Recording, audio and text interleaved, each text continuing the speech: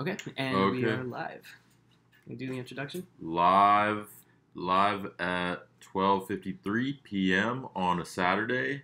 Um Coming to you from Our, Washington D.C. yes, I was going to say our friends at Sam's apartment, but Washington, D.C. We are the Dapique News Podcast, and we are here to talk about a continuation of a topic that we went overtime on yesterday. Um, Yes. So this is Overtime with Dapique News Podcast. I think I think that's something that you should say fast, like the Dapique News Podcast. this is Overtime with the Five Dapique News times. Podcast. Overtime with the Dapique News Podcast. DNP. There you go. Cool. All right. So we have we have to go back over this. This is the special topic is the National Endowment for Democracy. So we have this technically speaking, it is an NGO, right? We just figured that out, Yeah, but we're primarily funding it through our taxpayer dollars. So yeah, here's a rough through overview of what grants. the NED, the National Endowment for Democracy, is. It is an organization that was founded through a bill passed by Congress during the 1980s that seeks. Actually, let me pull up their official mission statement because this is very important for democracy. Because it's super important that we pull this up. They're calling themselves a private nonprofit foundation dedicated to the growth and strengthening of democratic institutions around the world. Okay? Sounds great, right? Yeah, exactly. So we're supposed to be spreading democracy to all these places that didn't ask for it, didn't want it. Um, they're just pushing this soft power regime change type Okay, well, stuff. it's one thing like, okay, for me at least personally, democracy is good, like it's a good thing. It also has potential for abuse, right? If you don't have like an educated population behind it. Um, when you say that you're talking about spreading democracy and U.S. is like the beacon of freedom and democracy in the whole world, Right. why It's don't a we? red flag. Yeah, that's kind of a red flag. But like, think about that concept just like abstractly for a second. Like, we're spreading freedom, people's sovereignty, their ability to like choose for themselves. How could that possibly be a bad thing? Right. That's the question. First of all, that America is the beacon of democracy, which it's certainly not. It's the beacon of late stage capitalism. So that's really what we're spreading. It's what Alex Jones is calling globalization, and I mean, really, that's I guess what it's called. Just the Free trade, free free market trade. capitalism. Yeah. Oh, yo. Okay. Uh, No, Siri, I don't. You said it wrong. The okay, so yeah, I mean, the whole thing is we are a capitalist nation. We produce a bunch of shit, and we need markets to sell it. Why, you know, why not open up as many markets as we possibly can? right. So the history behind all of this.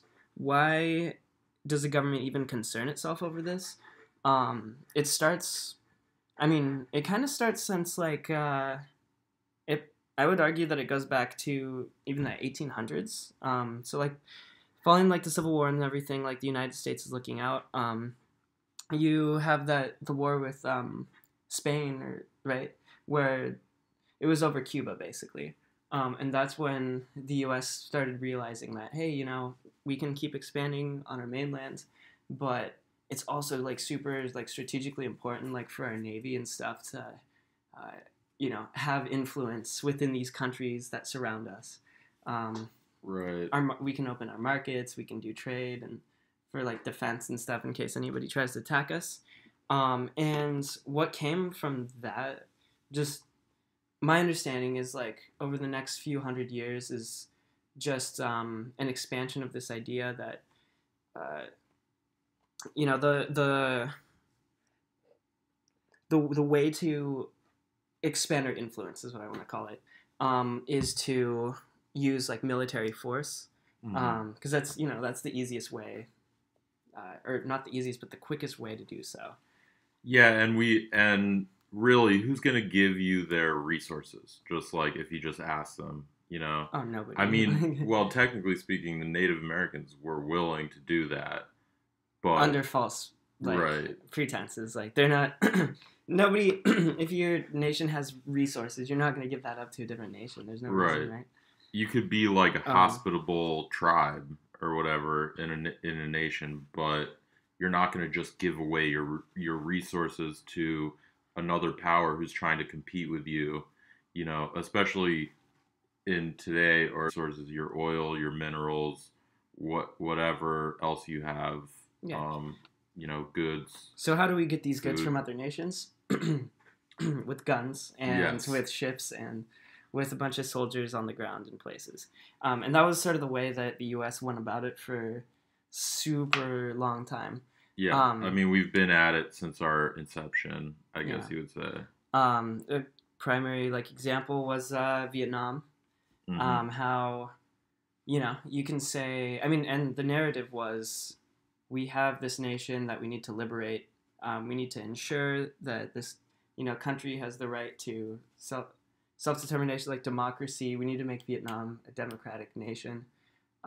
While you had these groups inside of the country trying to establish like a socialist state, right, a communist country. Um, and people started realizing, like the fog started clearing around everything, for multiple reasons, right? Like the whole Right. people watching it on TV, people kind of started calling bullshit on it. Right. And we didn't actually win the war, but we said that we won the war. I mean, it sort of came off as like a stalemate or something like that. I But think it was a loss, actually, wasn't it? Like Vietnam y- War was a straight loss, I mean, but we which don't. is like, My point is, we don't think about that today when we're going back to it. I mean, it was never oh yeah, stated explicitly like, "Oh, we lost the war," because I mean, nobody wants to admit, especially since we didn't lose as much. We didn't lose as many people. The fighting never came back home, yeah, so we didn't actually lose anything except our time, our people, and our money. You know, just mm-hmm. the people that were were drafted, you know, expendable people Yeah, in quotes. and that was too much of a cost. Like that was ridiculous. Like, Yeah. and people, the public, the general public knew that. Um, and after that, okay, so let's say we know everything. The Vietnam War is done. We have goals though still. So I'm the president. I come to you and I say, this country, let's call it like, let's make up a scenario. Like this country, um, let's say like Libya, is chilling over there. We're friends with them, but they just had a violent overthrow of their dude who was like, Yes. we were super down Muammar with him. Gaddafi. Yeah, I mean, like I'm thinking like I don't know the historical accuracy of this, but like a hypothetical. Like there's a country, they had our friend in Oh, power. okay. Yeah. Yeah. Yeah. Uh, revolution overthrew him. Like, what are you gonna do? So you can't, obviously can't go in and send soldiers and troops because that's none of our business, right? Right. How do you covertly make this happen? Right. So you have to sow discord, which is what they're accusing Russiagate of doing. Like we're basically we're talking about these websites online on Facebook, you know, in quotes, sowing discord, which is exactly what we do. I mean, we control pretty much the global narrative because, I mean, that's what we've been doing. That's sort of our status quo. So, um, I mean, just we put out information. We try and um, but what we do is we try and make the consensus among Americans that it's worth it to fight these battles, like basically fight other people's battles, basically fight, you know, in other people's business, in other people's countries. Um, basically, I would guess, and I don't know if there are actually documents that reveal this, but in some instances there are. We're fighting to exploit their resources, essentially. Yeah. So Um, yeah, like going back to the whole like scenario about this, like we need to sow in discord into a country to get what we want. Um, Techniques started changing like after the war. They're just like, we're not down with um, like expensive campaigns. We don't want to lose our soldiers and stuff. So like they so I guess like the early roots of like sowing discord um, had to do with like information campaigns and stuff. Like I know like for sure like in like Central America, a lot of these countries it was like through the 50s up through like the 90s, I think. Like there was still like CIA was still doing stuff in the 90s, I think. Yeah. Um, Um. Well, and I. What was that interview? We saw this interview on the documentary by the Gray Zone Project, where I think it was from the '80s, where the CIA whistleblower actually admitted to the fact that they were using the National Endowment for Democracy to as like as a tactic for meddling in other countries' business, yeah. basically. I mean, so basically, to bring it back around, this is what we're doing essentially with North Korea. Now, neither me or Henry are sympathetic to North Korea or Kim No, Jong North Korean regime Un. is bad. Um, So, not to say that, but to say that we don't really know what's going on, and a lot of these stories that come out about North Korea are just bullshit, just unadulterated bullshit, yeah, it's a tough thing. or adulterated bullshit, I guess I should say. So like the whole thing is it's like that classic like if you control the narrative, you control like the power and stuff. Um, and that's like clearly what's going on in this sort of situation. Like there's huge incentives for American news channels to spread like I'll just call it propaganda, but like the example that we saw was talking about it was so there's a Fox News report that came out, and the girl's like, oh, breaking news: Kim Jong Un has had his like ex girlfriend executed, Right.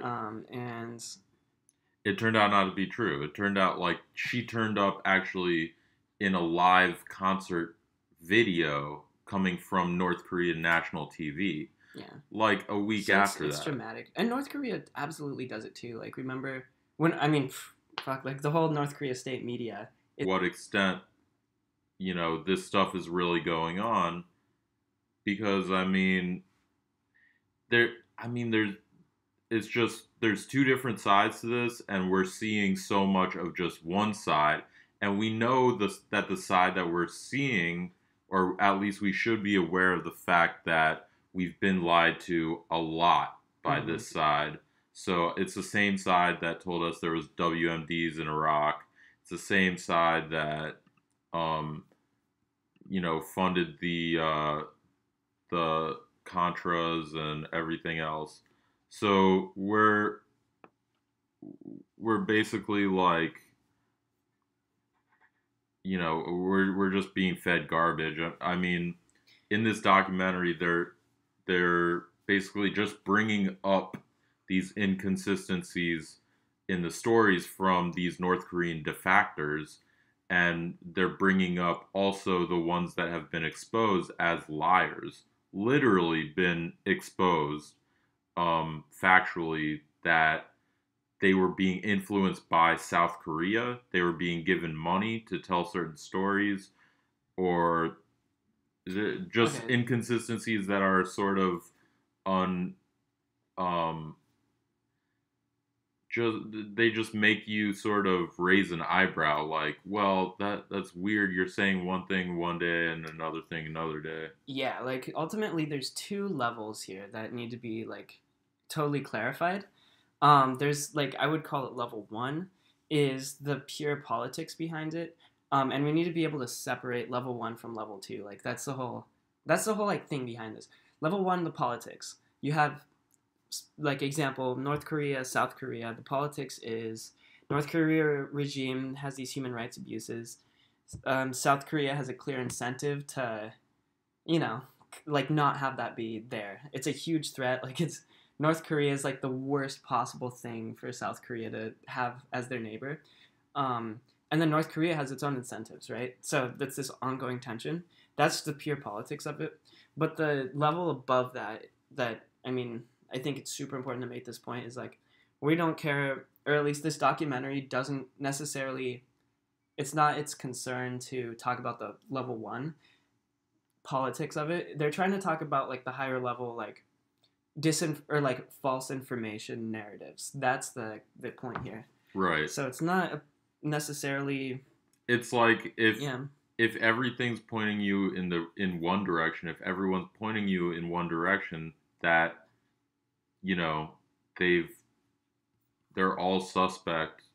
These people that are pointing you in that direction, you're gonna want to check out what they're pointing you away from. Like you're gonna want to check out the other side, because you shouldn't trust, you know, the you shouldn't trust the National Endowment for Democracy. Essentially, You shouldn't trust any institution that has money interests behind it, asking it to, you shouldn't trust a person that claims to be telling the truth but clearly has money influences behind the information that it's spreading, is what I would say. That's the point here, is that like, you have sort of like state media run stuff, you have other news channel, everybody has a bias, but just be aware of where the money that's funding it is coming from. Yeah, there's like a whole economy around giving you misinformation, so they're making money from it. It's very clear. They even say in the democracy, thank you for your taxpayer dollars. These are representatives from the National Endowment of Democracy. And, what are we getting? Trump and Kim Jong-un, which is, when you think about that, I mean, what did they do? They just talked. They just had a meeting. As like personality, diplomacy, like optics and everything. Right. So if you're against that, then what are you proposing? Like, you can't outright say, I want a conflict, or you can't outright say, I want to exploit this country, or anything like that, especially when you're talking about a nuclear holocaust. But all they can do is just yell about this dictatorial regime without having to explain anything on the other side, or explain, okay, what happens next after we go in, after we bomb the shit out of them, after all this military intervention, what happens next? And furthermore, it's really dangerous because we're going to end up spreading our military out thinner. We're going to end up spending more money than we already do on the military, just to feed this beast that is like not helping us. Actually, domestically, it's taking money away from us and putting it into another country so that a few people can get a little bit more wealthy. Yeah, it's such a entrenched network. And that sounds... it doesn't sound conspiracy-like, but... And, like, it's not a conspiracy, I would even say. I would just say that's the nature of the way that our hyper-connected, like, world works now, It's like... And conspiracies are real sometimes. Yeah, I mean, like, the whole thing about it, I mean, what's the conspiracy, right? Like, I mean, taking that word aside, like, forget we even talked about the word conspiracy, but it's sort of like it's to keep the networks that exist, the trade routes and all this sort of stuff, trade deals going, unless you're not personally, or your people aren't profiting off of it, like NAFTA, right? NAFTA, Clinton campaign, Bill Clinton, George Bush, Obama, like sticking tight with NAFTA, and same with like Mexico and Canada, like super down, like people in power are seeing the benefits of it. Trump comes in and he's just like, yo, fuck NAFTA, like we're gonna get rid of this, we're gonna do our own thing. It's just these sort of these are all just sort of man-made things that are finessed into profiting the person that's writing the rules, like. Right. and we Mm-hmm. don't really have any say. I mean, especially when the government, I mean, it's an NGO, and we're actually giving them grants, so that means they're taking our money and they're not accountable to us. Like, if you think about what is really going on, like, we don't really have any say in what the National Endowment for Democracy does. We don't even, to be honest, like, could you tell me what they really do? Like, are they going to tell me what they really do? I don't, Oh it's yeah. like, Like what? Let's look at like some of their work, I guess, like their portfolio of what the NED has done. Um, Real quick, how the funding works is NED. It's an NGO, right? So it's non-governmental. Headquartered down the street here. It's on K Street, I think. And the Congress allocates a certain percentage of its budget to this organization. So, like, that's U.S. taxpayer dollars. So it's not part of the government, but the government funds it. So right. it's a nice little way of doing that. They can call themselves an NGO. Um, their work has ranged like where have they done it? I mean, the Uyghurs population in China and stuff. They were talking about that. Mm-hmm. What country? It was the Uyghurs, right? Where they sort of Yeah, opened in up China. democracy. Okay, which is dope. Cool, whatever. They have a democracy. They can determine their own destiny. Sure. However, a right wing dictator came into power, right? Shortly after.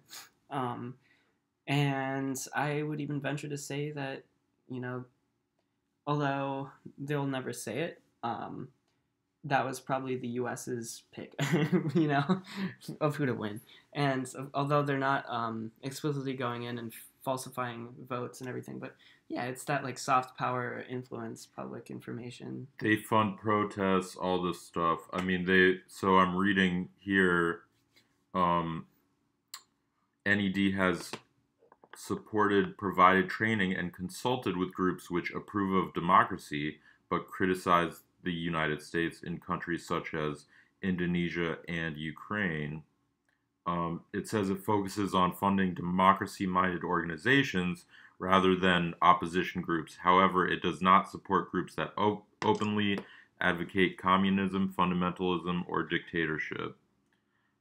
Central America,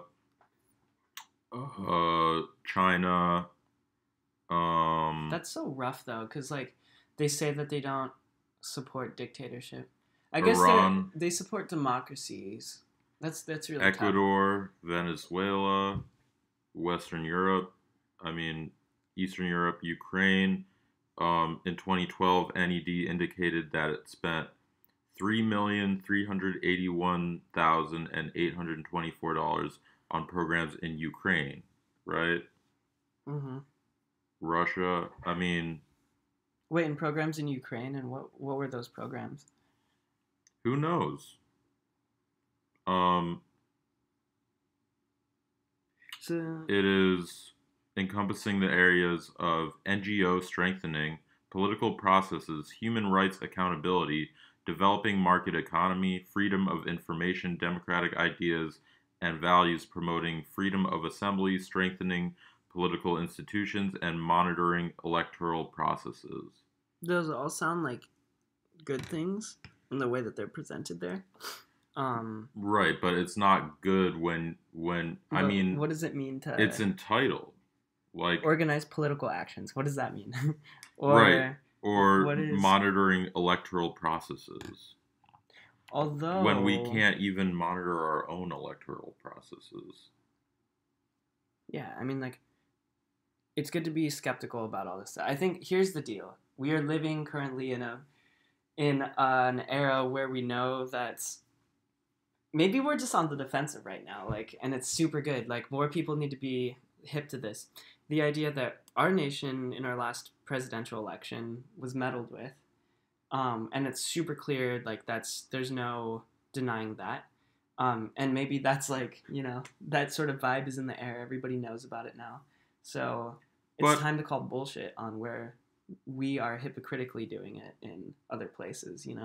Or not us yeah. specifically, but our nation is doing that. Okay, so I think we should wrap this up. We've been on here for 25 minutes. We're supposed to do 20 minutes. This is we have. Anyway, any final thoughts? I mean, me and Henry are both like sort of recovering from last night, so Yeah, I mean, like last thoughts here, I would say be skeptical about where uh, your money's going. You know, be accountable, vote obviously, and like just do a little research into this and call up your representative if you have one. Like, just tell them I'm not down with my money going to something that is counter to my values. You know. So absolutely. And watch the documentary. We'll put it in the comment or in the description. yeah, down below. All right, All right. everybody. Thanks for Peace. listening. Peace.